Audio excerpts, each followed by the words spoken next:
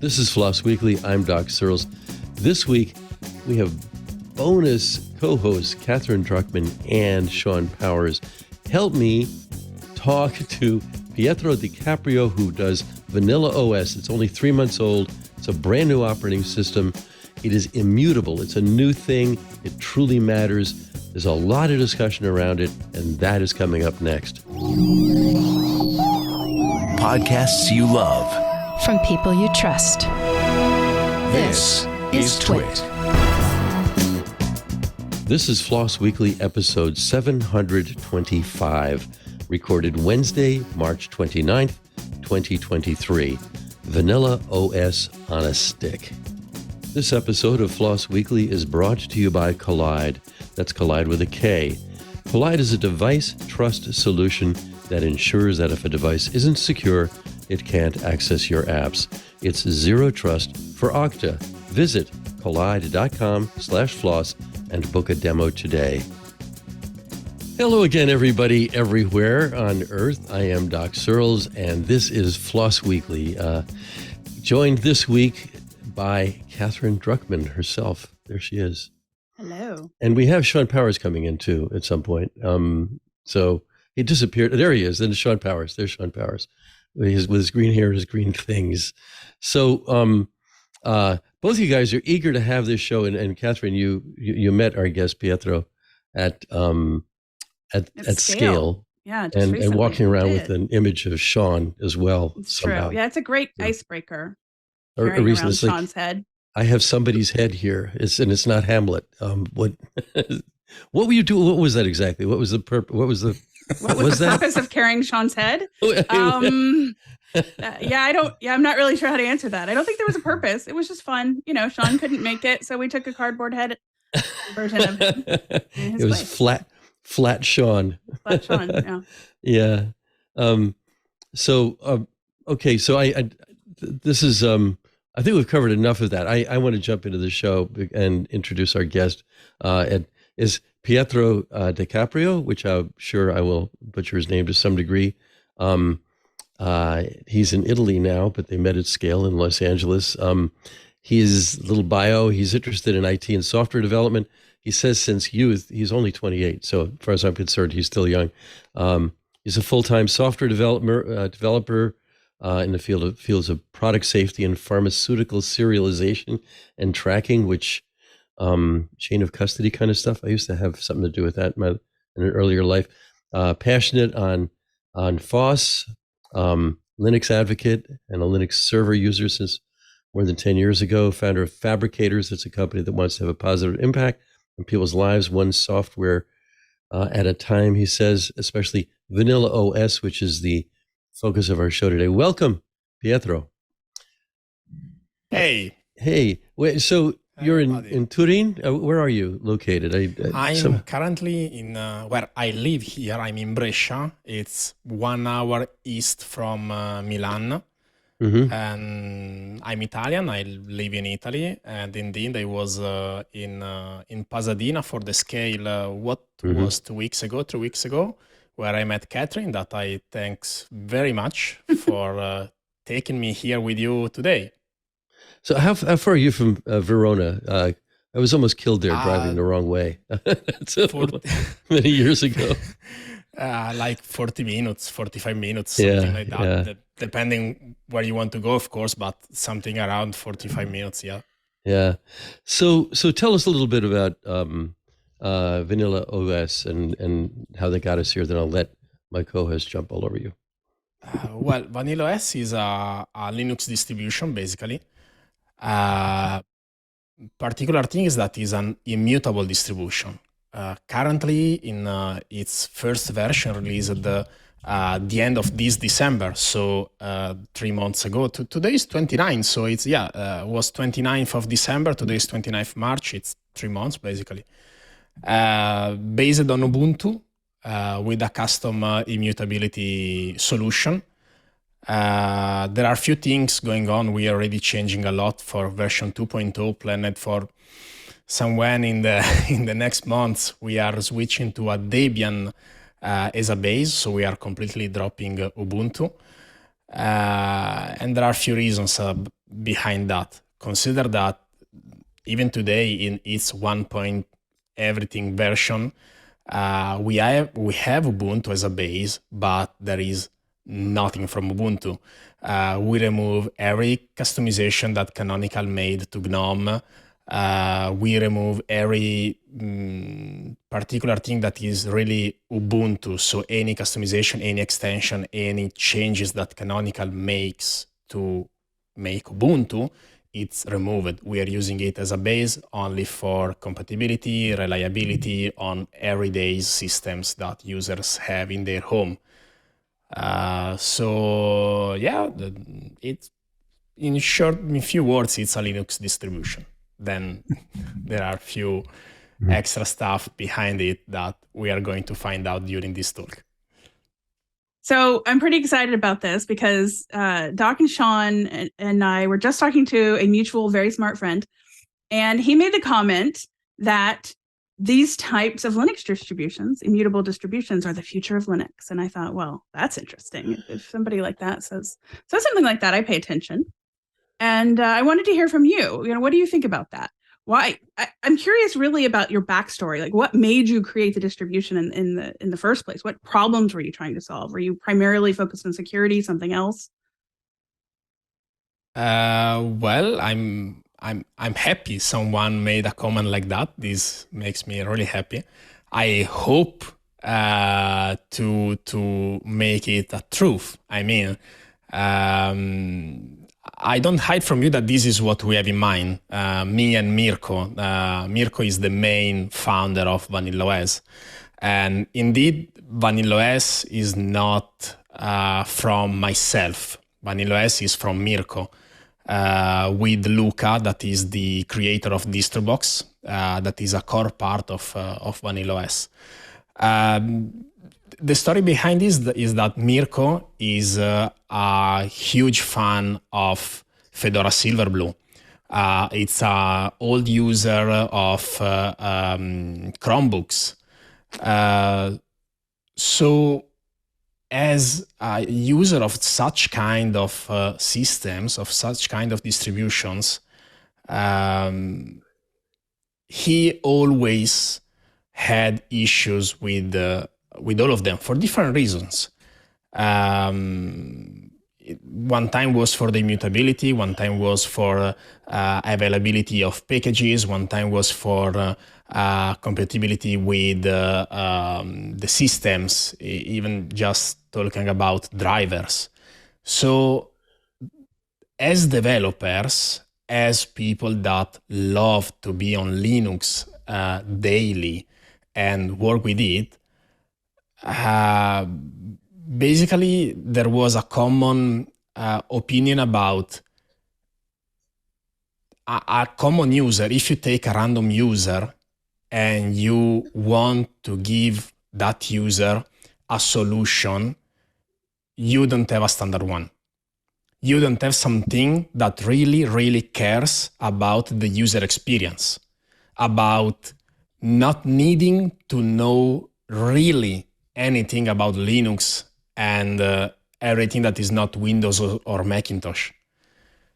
So with the user experience in mind, VanillaOS wants to provide a system that is easy to use, provides security, reliability, and compatibility basically to every kind of user.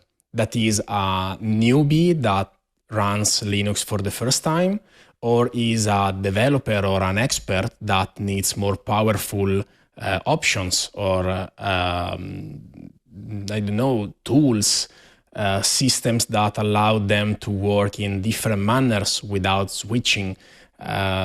So Vanilla really wants to help as much as possible in the simplest way possible every daily users. And yes, I hope this kind of distribution is the future of Linux, of course. So I have a question that may make me look foolish, but I'd rather look foolish than somebody else just now. No, what is an immutable OS? I don't know what that means as far as a Linux distribution goes. Well, the theory is that when a system is immutable, you cannot break it. This means that in theory, you should be able. That sounds like a challenge because yeah, but give it to me a few minutes. The point is, if you really want to do something, you are going to find a way to do that thing. So if you really want to break a system, you are going to find a way to break that system. But when a system is immutable, should make this task really hard. So the system, keeping it in a very high level, the system should always be able to boot. How can you make the system to always boot? Creating security safety mechanisms. One of them is the immutability. The immutability makes the root partition, the system partition, read-only. So a random user cannot just run commands in the terminal, write files, delete files, modify the state of the system, and that's it. The users don't have direct access to the system data. So this is what makes a system immutable. Then there are different ways to reach immutability, of course. The most known one is OS3 that is used in Fedora Silverblue, or BTRFS. I always forget the correct order of the letters.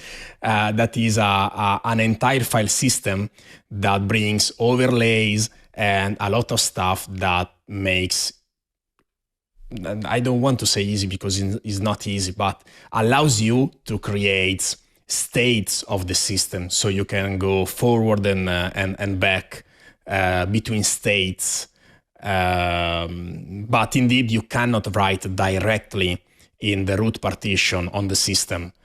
And after an analysis and tests, we decided to create what we called AB root.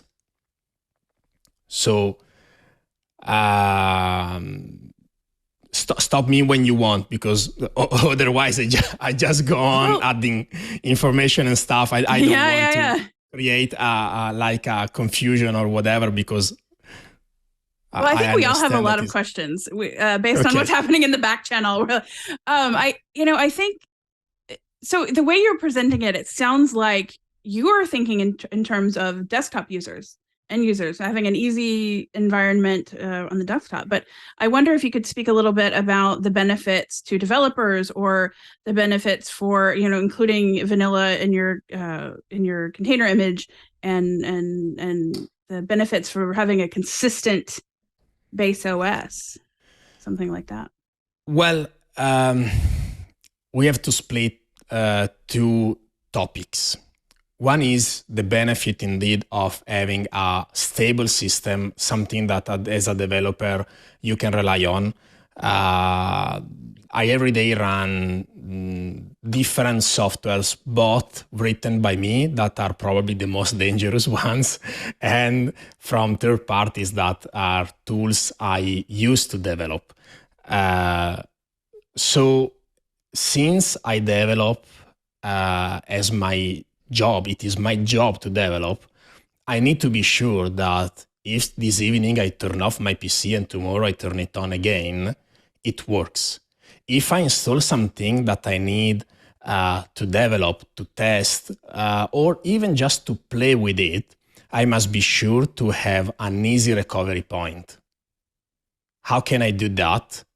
There are multiple ways. There are also the Windows snapshots, I don't remember what they call it, that sometimes are automatically created. You can trigger them manually, but you must be not a power user, but you must really know what you're doing and what you need to do to have this kind of thing. And the recovery point of Windows doesn't work in a, let's say, complete way, recovering the previous state. It registers how it is the system right now, creates a recovery point. It's not a snapshot. I believe they call it recovery point. And then you can go back to that point in time. So as a developer, it happened to me many times that I needed to reinstall the operating system because strange things were going on. Apps were not opening. If we talk about Windows 10 and 11, the start menu was not showing up after an update that the system installed automatically without even advising me. So, and this is valid for both common end users, desktop users, and indeed more power users or developer. You need to rely on what you're working on. And from a developer point of view, there is also another thing in Vanilla that is Apex. Apex provides subsystems that allow you to install on a single installation. So you have VanillaOS, currently based on Ubuntu, but let's say Debian, since the next release is going to be Debian. You have Debian installed, but through Apex, that is our utility, you can install packages from AUR, from DNF, and other distributions that we are adding time by time. So as a developer that releases on Linux environment and publishes on different package managers, you don't need multiple installations. You can rely on the subsystems that are present in VanillaOS. That's actually really fascinating, and it does make me wonder, how does X Windows fit into this? I mean, I like the idea of like compartmentalizing different applications or subsystems so that it doesn't make the system unusable. For example, I am also running Debian right now, and last week I just I rebooted my system and discovered that there were some weird updates that happened to my NVIDIA drivers. And all of a sudden, I couldn't use my system. So I'm curious, how does X Windows, whether Wayland or X11 or whatever the terminology is that treated separately from like these other compartmentalized, don't break each other apps? Because it seems like, especially at the desktop, that's a layer that everything has to communicate with.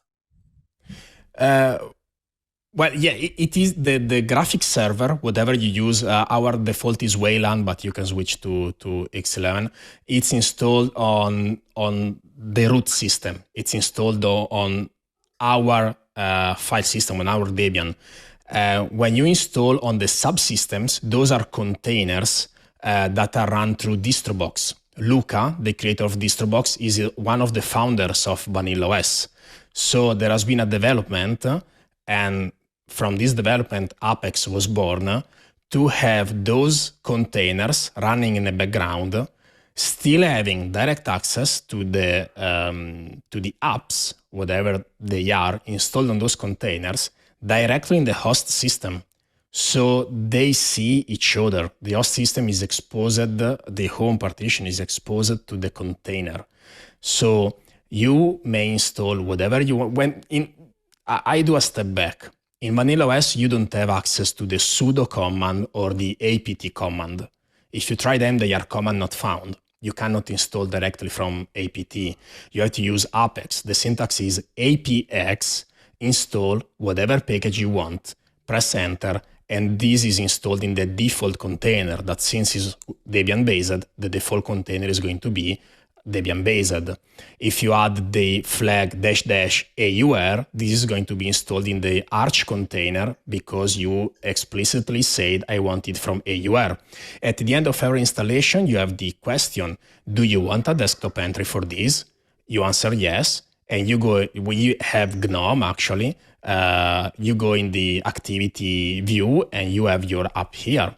There are people that tried to install the same app, was Firefox probably, in multiple containers, create all the desktop entries, start the same app from different systems in the same system in the same time. So they had like Firefox from Ubuntu, Firefox from Arch, and Firefox from Fedora there working and being able to do a comparison between the same app running of different systems, but staying on the same one.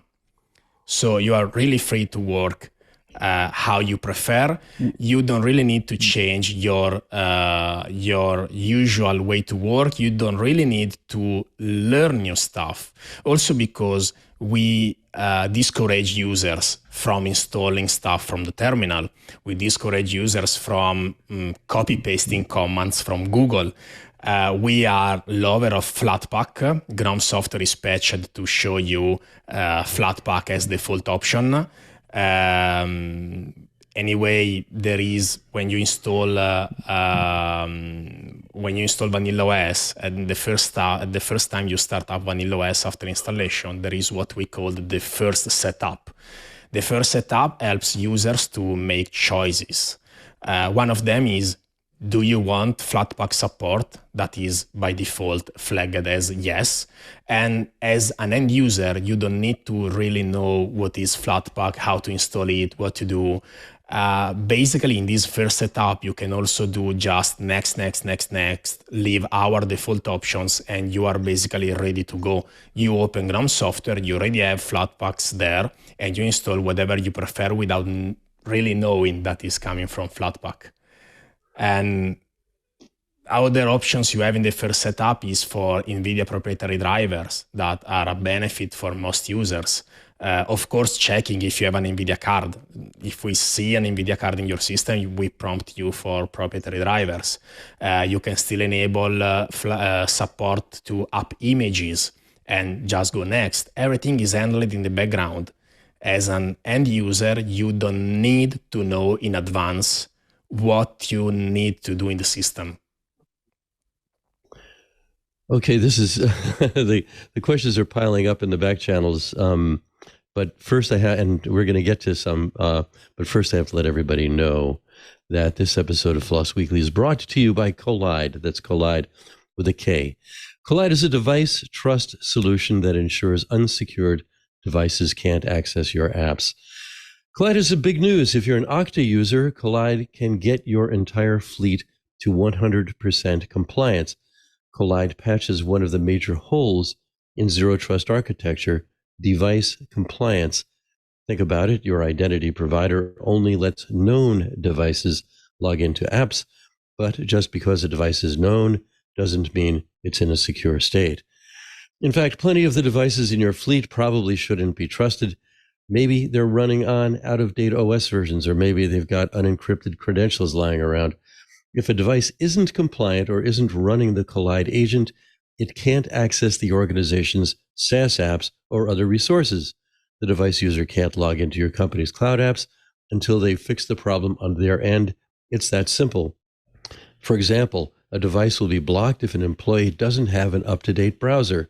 Using end-user remediation helps drive your fleet to 100% compliance without overwhelming your IT team. Without Collide, IT teams have no way to solve these compliance issues or to stop insecure devices from logging in.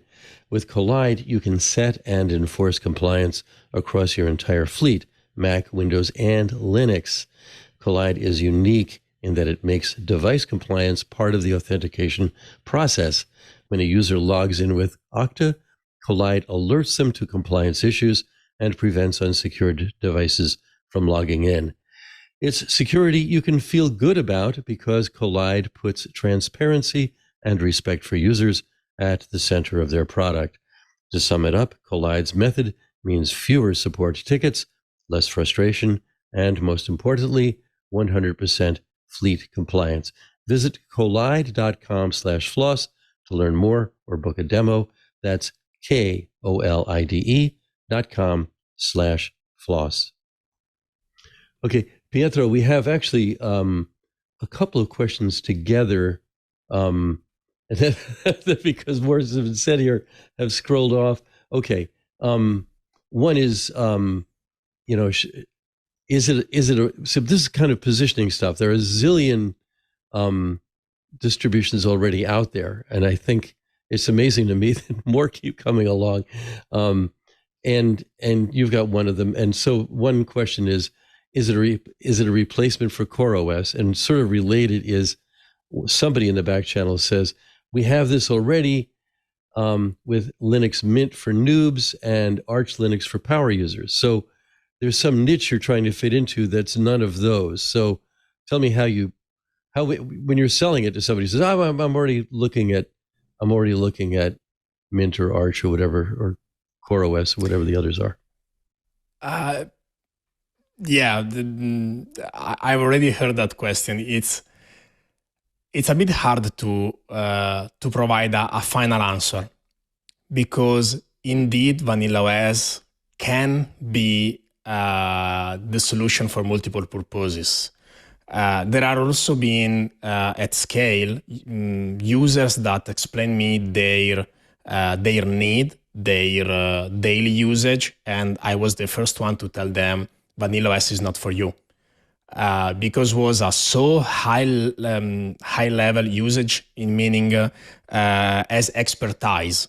So those users are actually doing operations directly on the kernel and stuff like that. And I was the first one to tell them, don't use VanillaOS. You don't have the freedom to reach that low level in the system as you have in other distributions and whatever you prefer. Is a replacement for CoreOS? I don't know. Depends what you do. Is a replacement for Arch as a power user? What you're doing exactly? I may just tell you yes to sell you vanilla, but the truth is what you're doing daily, what you need to do. Because if it can be the solution for most of the users, whatever is the distribution they come from, it for sure is not a proper distribution for a certain type of users. So, Sorry, I have a kind of somewhat related question, because again, these are conceptually very different from, let's call them the usual type of distro. So this concept is fairly new. It's still very new to me, the immutable distros and the benefits and whatnot. I wondered can you tell me, and for everybody else out there who probably finds this new, how do you address vulnerabilities and bugs that's different from the usual way of doing that? I introduce you one of the updates of VanillaOS 2.0. Right now we have, so little step back, we have AB root. AB root is a two partition system. You have two physical partitions on the disk where two exact copies of the system are living. One partition is the one you booted in and is the system you're running, read-only. The other partition is your past or your future, depending on what you're doing. Is your past until you need to apply changes on the system? Is your future in the moment you apply changes to the system? For example, you install a driver update. The driver update is not installed on your current partition, that is read-only, but is installed on the future partition, that is the one that you are not using in this moment. The installation is performed in an atomic way, so there is a transaction, an overlay is created, everything is executed. If all the commands exit with code 0, then the transaction is success, the changes are written on disk on the future partition, and whenever you are ready to reboot, you are going to boot in the future partition because grab entries have been updated. This is the core concept, but indeed are two exact copies of the installation. With 2.0, we are trying to, and we almost succeeded, to switch to OCI. So the update you are receiving for your system to update drivers, to fix bugs, to address vulnerabilities, and so on, are, let's say, containers that are extracted to your root partition. I'm simplifying as much as possible. I don't want to go too much in detail, but this is basically what's happening. So whatever there is the need, this is another change between following Ubuntu's release and switching to Debian seed to be precise. We are going to release whenever we believe it's required to release.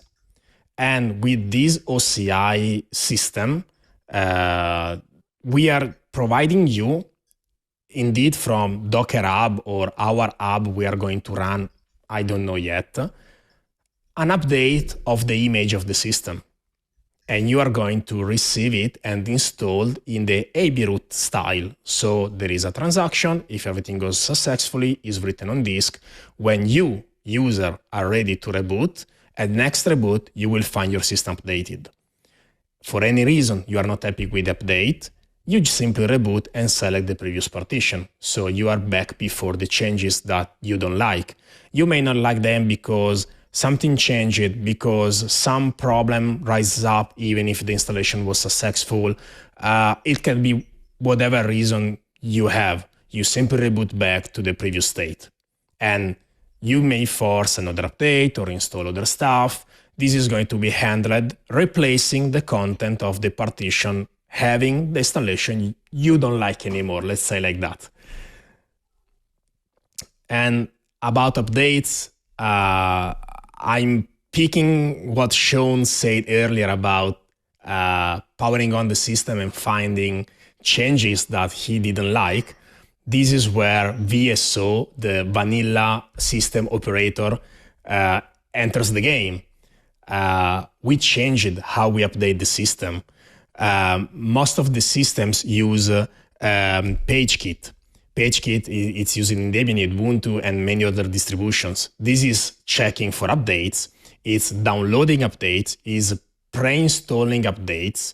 Then when you reboot, you are going to reinstall those updates, and you are then going to reboot again. Then, depending on what has been installed, you reboot 1 time, 2 times, or you don't have to reboot.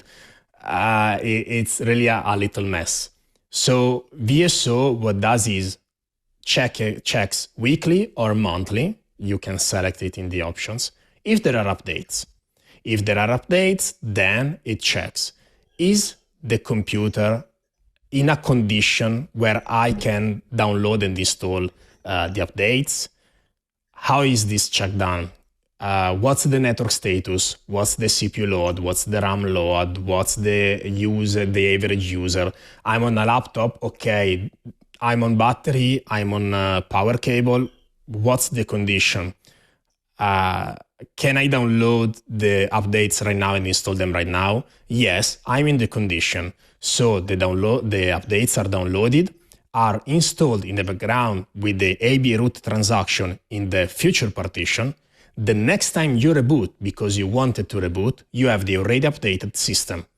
You don't need any more reboots. You don't need to wait on doing stuff because there is a process running in the background that is making your PC slower or whatever. We take care of all the process for you.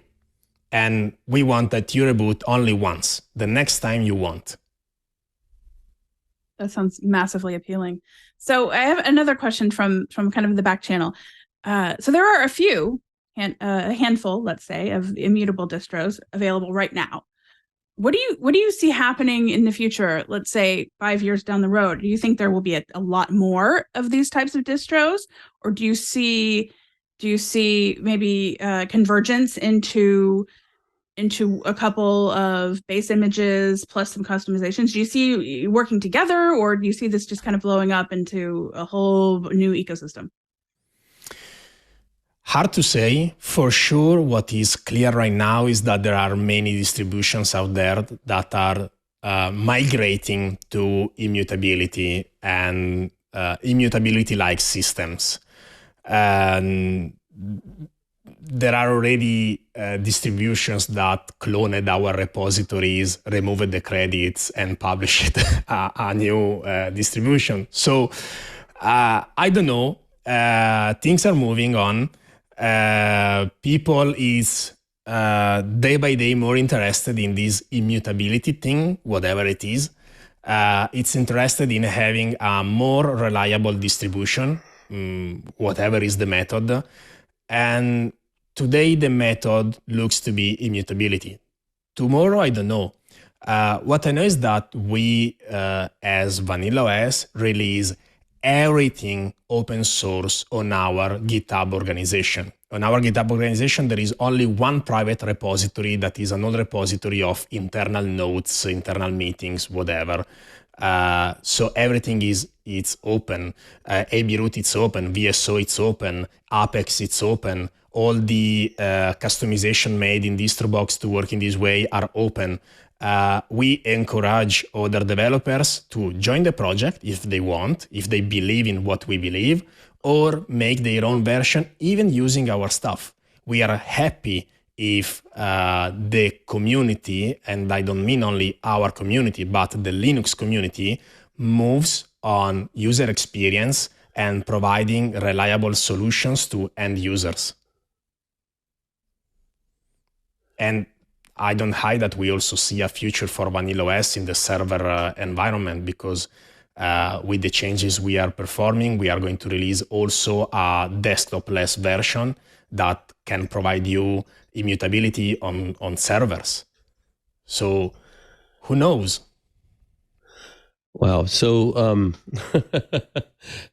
we have more questions backed up here. I know Shawn is chomping at the bit for one of them.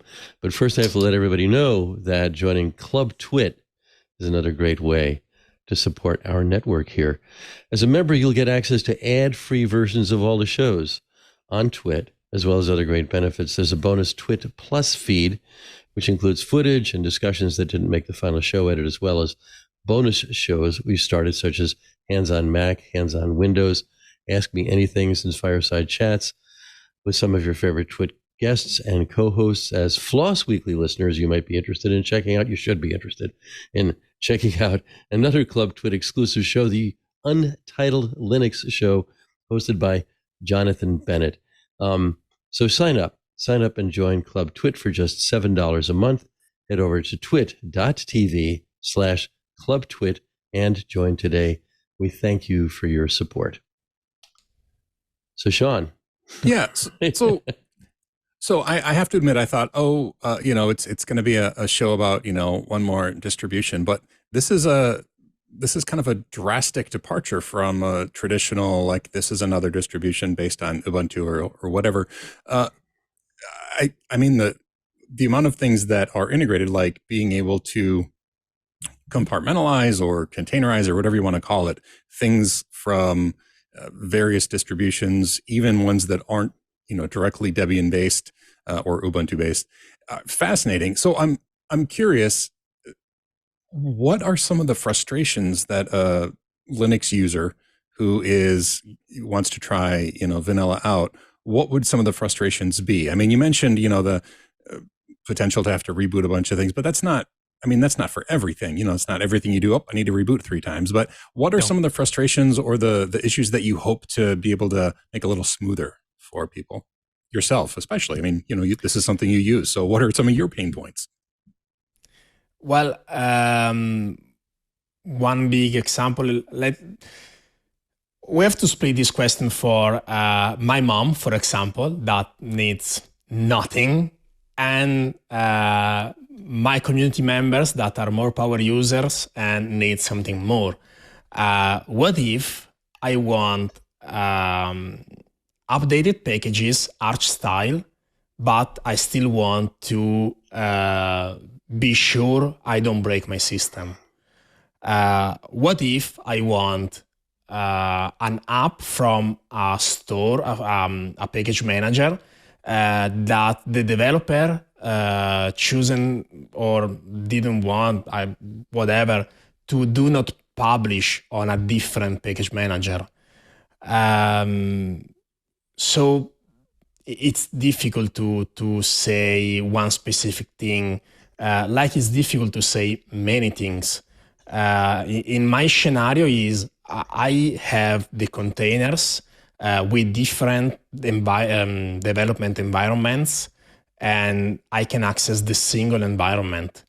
For other users, could be being able to find directly on GNOME software or simply the software center, whatever is the desktop you use, and search for programs and know that they work, that they will continue to work, and especially that they are updated.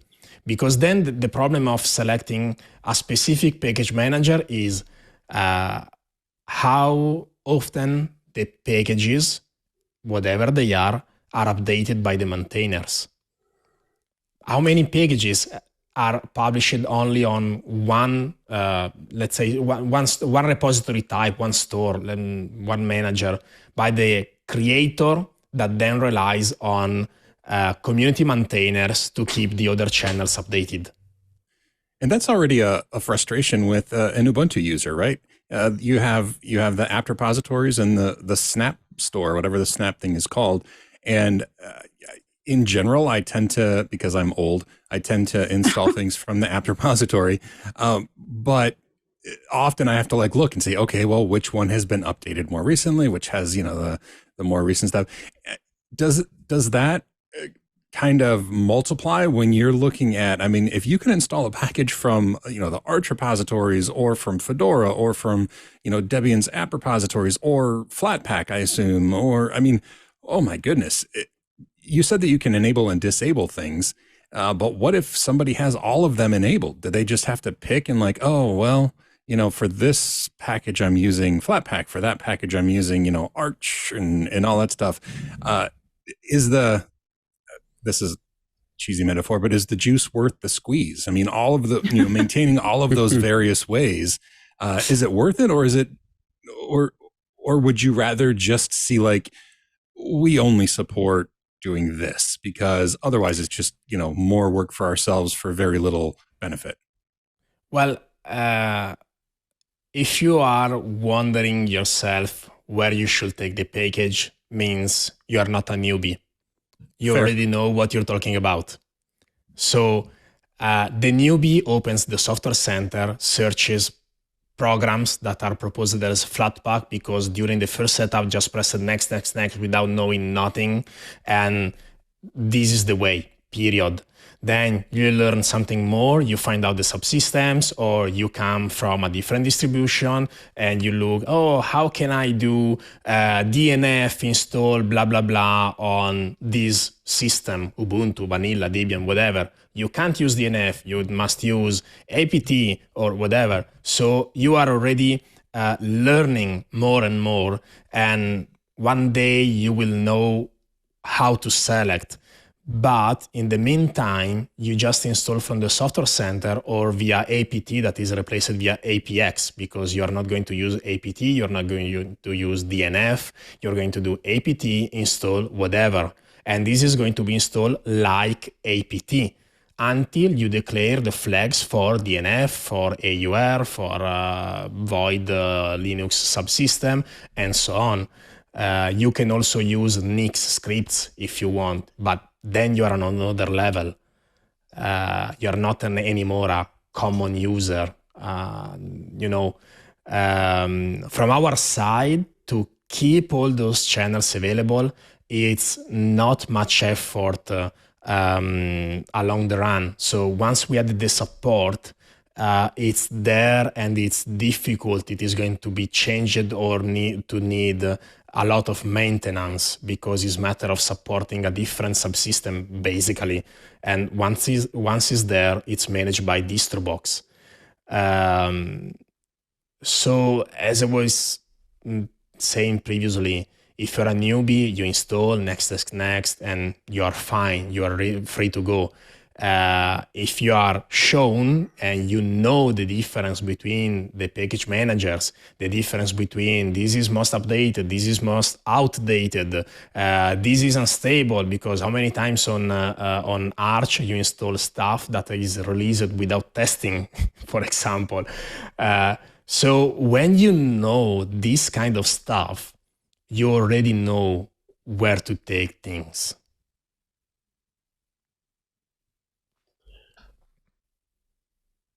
So go ahead, Shawn. Oh, sorry. No, that was fine. I can ask. Sorry, go ahead. No, I was thinking through it, and I guess what you're saying is once the wrapper, for lack of a better term, around the various package managers, since everything is installed in its own containerized environment, I guess as long as the tools are in place, it's not like this. You're not maintaining 3 versions of a package. You're just maintaining the method for containerizing that sort of thing. And that's already done Correct. with DistroBox. I might have Correct. forgotten which tools, but okay. So I guess that makes sense. And there's reasons like, the Debian-based apt repository of OBS, for example, doesn't include browser source. So you'd never want to use that one. But you said the default is Flatpak. Is that true? Did I mishear that, or did I imagine yes, that? correct. Okay. But you are not going to install Flatpak using Apex. You are going to install them, or you do Flatpak install, but open the software center and install from there. You start using the terminal when you really want to use the terminal. We want users to avoid the need to open the terminal. Oh, I'm offended at the core. No, just kidding. I can understand. I can understand. Many old users, and I mean not old of age, but old, also just 1 year old, 2 year olds. When you tell them, "Oh, in vanilla you don't need the terminal," they are like, "What? I want to install this stuff. I want to install this. I want to do this. I want to do that." VanillaOS wants to improve and smooth your experience. We have utilities with VSO. You can also, how many of you know Automator from Apple? I mean, I know of it. I haven't used it. I understand it's actually good, but I've not used it yet. Okay, it's you can automate stuff based on triggers and stuff like that. In vanilla, you can do the same. For example, you can currently only by command line against what I just said, but because we are still working on it and it's not officially ready to use, but it's shipping into the system. For the braves who want to test it, you can, for example, say, okay, when I connect this specific mouse that is blocked by the cable, that is a gaming mouse, open Steam in big view mode, and I want to use it in this way, a mouse or a controller or whatever. So you can connect a specific device to a specific action that is executed automatically for you. You can say stuff, okay, when I open Visual Studio Code and I just go in start activity, whatever is your favorite way, write Visual Studio, enter, and open Visual Studio Code from the menu, automatically run a debug server, language server, a web server, whatever, because you need it to develop. You open Visual Studio Code only when you develop, so you want that those stuff are started automatically when you open Visual Studio Code. So you have multiple things going on on that system. But again, you don't have to need to use the terminal. We try to provide you with utilities that are easy to use and try to solve as much needs as possible to every kind of users. It's almost ironic because behind the scenes, you're doing some amazingly complex operating system magic, right? I mean, the idea of all of these objects being containerized and separate, and two root partitions, one active, one future for the ability to roll back or whatever. I mean, those are all extremely high level, low level, I don't know what you want to call it, just complicated aspects of an operating system. And yet at the same time, the goal is so that people don't have to think about it, probably ultimately so they don't have to fix it because it won't break as easy, which probably goes all the way back to the whole immutable idea. So it's fascinating to me that something so complicated under the hood is designed so that you don't ever need to lift the hood. Well, this is exactly the idea. So the vanilla name is not only because Mirko, indeed the real mind behind all this stuff, loves vanilla. It's entirely, it's the concept, it's the idea. We are both members of the GNOME Foundation, and you have a vanilla installation of GNOME in VanillaOS. So it's the name, it's the idea, it's the concept and the experience you find in it. It's a smooth experience that should make you to feel comfortable with whatever you're doing. Simple and complex stuff. So we have a question from our back channel that I think is actually a really good one, and a lot of us can identify. But how can using an immutable distro help with maintaining system entropy, keeping things organized, clean, if you will? This person who asks says they often reinstall their OS every year because their computer gets disorganized with old packages and files. Can VanillaOS help end that cycle of reinstallation? Okay. This is a problem. Allow me to call it a problem that OS3 brings in.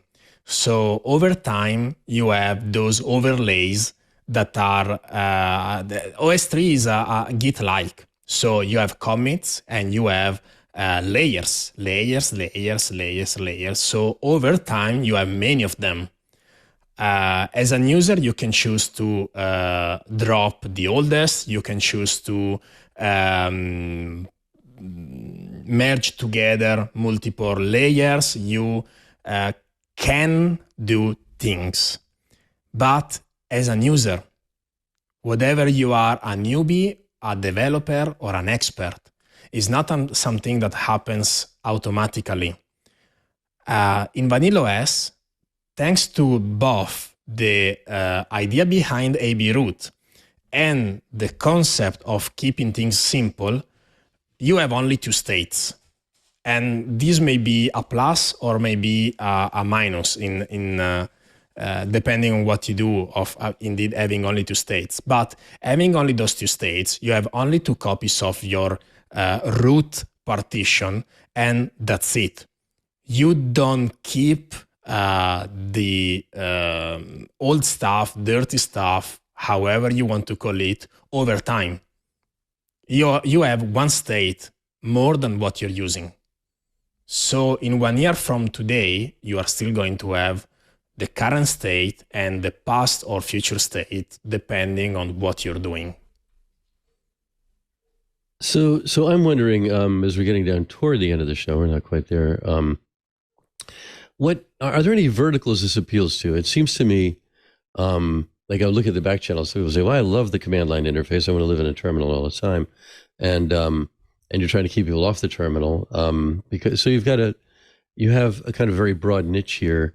It seems to me you've got kind of a B2B sell for a lot of companies that don't want to have to manage their users a lot, but don't want to be using Windows or Mac, are probably using Chromebooks if they're using Linux at all. Or Fedora Silverblue, or something you mentioned ahead of time in an email.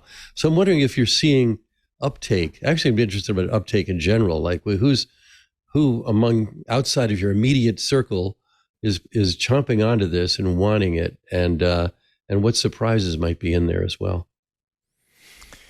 Well, right now, I don't know, or at least. We don't have companies right now that say, hey, we are using VanillaOS because it solves us this stuff.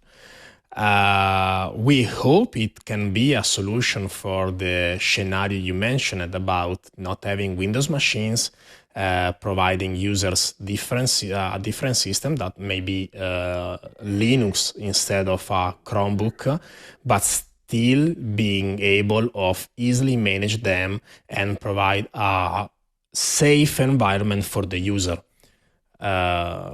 So from the security point of view, Vanilla can be a lot. Can avoid installation of broken stuff, can avoid the installation of not authorized packages, if you want to say about corporate environment. Can really help on that kind of management. It's really new. It's only 3 months old. We don't have much use cases to provide you. I would like to have. If there is any company out there that wants to be a pirate and test it right now, please raise your hand. We are happy to help you. But outside of our community, I hope everyone can be a use case, really everyone. Of course, it's impossible. It's really impossible. Our main focus right now is on common users that are not needing a lot of technical stuff, a lot of geek knowledge. So while vanilla is good for developers, we want to bring it to daily users that just go on internet and browse Facebook, Twitter, whatever, and sometimes play games. Our goal is to make those users feel comfortable. And if we reach that goal, we are really, really, really happy. So I think we're running out of time, but to wrap, I wondered if you could quickly tell us what's a vanilla key? Can you tease that a little bit? Vanilla key, it's something that we are working on. Well, we're working on the idea right now. The idea is that wherever you go, you have a USB key that is the vanilla key with you. You go to a random PC, boot the vanilla key, and this is your vanilla permanent installation. So it's a live key that doesn't work as a simple live key, but it's your current installation with your immutability stuff, with your home partition and whatever. So you may have documents there and edit them, save. When you connect to a PC, you can extend your, let's say, can extend your home partition, but in true, you should be able to link a share folder to the hard drive you have available. So you partition that hard drive to reserve a bit of space or the entire drive for your vanilla installation. And vanilla records the fingerprint of that hard drive to connect, to link automatically to the share folder. You turn off the PC, you go home, you connect the key to your PC. Oh, I know this drive, I already registered it. Let's link it. And you have your games, for example. So you have a single installation available everywhere for multiple scopes, having on the physical PC only the home partition. There are a few things to work on. There is the cryptography of the data, the possibility to lose the key and so the private key to unlock the data on the drives. There is the possibility that the drive has been formatted. There are a lot of things to resolve. We are working on the idea. We are looking for helps also just in thinking out the logics that are behind the vanilla key. But this is something we want to create and to provide to everyone. Very cool. Well, we have run out of time, or close to run out of time. This has been a terrific show. You've got something that I haven't seen as much activity in both our front channel among ourselves and the back channel as well. We've got an exciting thing going on there. So our final, just a quick one. If you can answer briefly, is there anything we haven't asked that you would like us to have asked that we might be on your list? Well, I believe we touched almost every topic. Almost is also the previous tool before AB root, so we may bring this out. But we spoke really about more than the most important topics. There is more going on. There are more stuff we have and we usually talk about. It's everything on our website and on our Discord community. So if you go on VanillaOS.org, you have blog posts, documents, links, whatever. At any time you have questions, we are ready to answer, both to our audience and to you three that I thanks again. But right now, I don't have anything else that is quick to share to everybody. So thank you so much for you've done a good job having me covering. here. Yeah, lots of topics. Thanks, Katherine. That was really a random thing that we met and prepared this thing. So yeah. She went fishing and brought in a penguin, as it were. So yes, always. Final two questions. What are your favorite text editor and scripting language? The community is going to eat me, not only hate me, to eat me, because I'm a C# developer using JetBrains Rider. So I'm the evil. I'm the evil. You're the alien. Okay, I used to use PHP Storm. For it's all Vim fun. and Bash, that was the I'm the evil in this thing, right? Well, I use multiple language. My daily language is indeed C# with the .NET Core, so targeting basically everything that powers on. But I use C#, Python, Go, sometimes PHP. Well, my favorite still is C# because it is what I've learned first, basically, at a professional level, at least. I started with PHP, but C# is what has been taught to me at a professional level and is what is providing me the salary every month. So, sometimes, yes. Well, we've had Miguel de Icaza on here, one of the fathers of GNOME. He got into Microsoft in part because of his use of tools coming from their side and .NET and all the rest of it. So it all blurs together. And because you're early enough, you've just been at this for 3 months. Is that right? Did I hear that right? Yes, Yeah, correct. so 29th of December was the release. That's already 3 months ago.